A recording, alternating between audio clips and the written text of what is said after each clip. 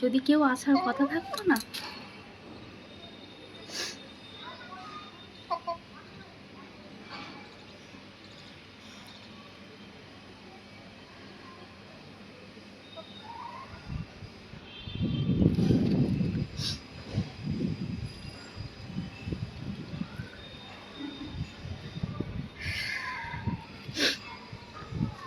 খুব আনন্দ পেত। দিদিকে মানে বলতো যে এই করো সেই করো, মানে রান্না এইটা একটু খেত, কিন্তু অনেক রকম রান্না করাতো।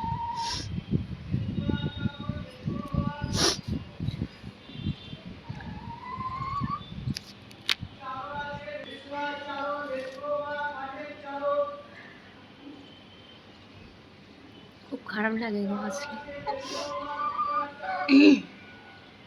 আমি খুব আসতাম, খুব 2 দিন ছাড়াই আসতাম, কিন্তু এখন আর ভালো লাগে না আসতে। একটাই যে আসলে দিদিকে দেখতে খুব খারাপ লাগে, আর 2 নম্বর হচ্ছে বাড়িটা পুরো ফাঁকা ফাঁকা লাগে। কথা হয়তো এখন মানে আগে খুব ইয়ার্কি করতো, আস্তে আস্তে বয়সের সাথে মানুষ ভারীত্ব বেড়ে যায়, কথা আছে মানে কম বলতো, কিন্তু ইয়ার্কি করতো, হাসাতো, খুব ফাজলামি করতো, সব কিছুই ঠিকঠাকই ছিল। মাঝখান থেকে সব কিছু এলোমেলো হয়ে গেল।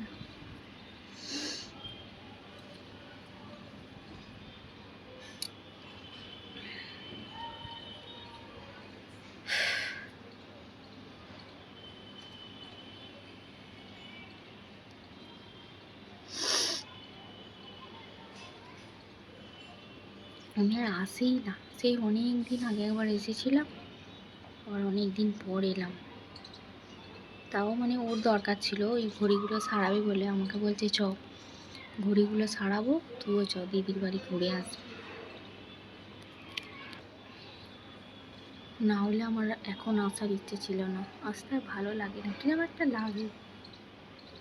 আমাদের রানীহাটিতে যে রক্ষাকালীর দোকান আছে মিষ্টি, ওই দোকানের মিষ্টি খেতে খুব ভালোবাসতো। দোকানে বিশেষ করে রসগোল্লা খেতে খুব ভালোবাসতো।